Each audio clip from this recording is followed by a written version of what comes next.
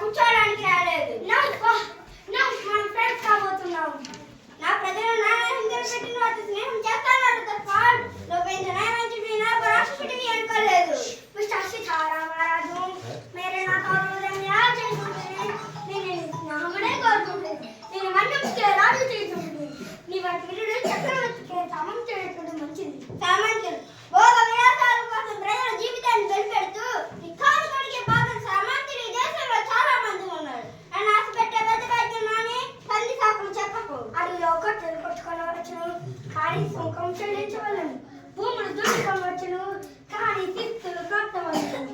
పంచాయతీ పాలన చేసుకోవచ్చును కానీ ప్రతి విషయం సర్కారీ అనుమతి పొందవచ్చును. మన్య ప్రజలు కలకాలం బాధితులుగా ఉంటారు. ఈ అడవి మంద పాడుతూ ఎడలు గోడ చేస్తుంటుంది. నీకు సనాది పదవిచ్చును. నీ సౌర్యం చూపించవచ్చును. గొప్పగా జీవించవచ్చును. రవియస్తమించిన సామ్రాజ్యంలో బ్రిటిష్ సామ్రాజ్యంలో నువ్వు ఒక విభక్త సామంతుడు కావచ్చును. బ్రిటిష్ సామ్రాజ్యం ఢిల్లీ బాద్షా వంగి వంగి తలం కొట్టినప్పుడు ఎక్కడ ఉందిరా బ్రిటిష్ సామ్రాజ్యం?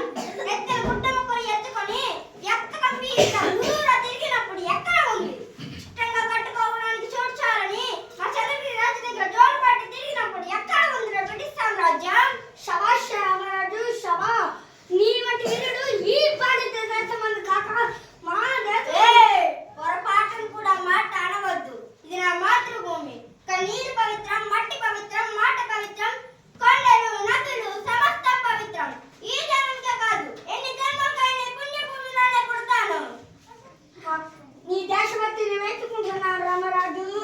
ఈ ప్రపంచంలో ఎదురని బ్రిటిష్ సైనికుని నీవు ఎదిరించి జాడవు.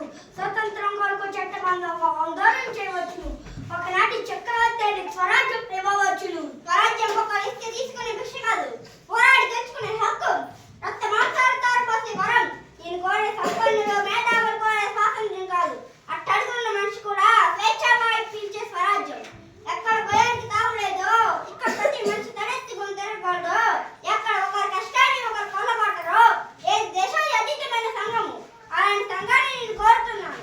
నీ చట్టం సాధించని మొదలు రామరాజ్ ఆసక్తి రంగు చట్టమునకు తల వంచవు.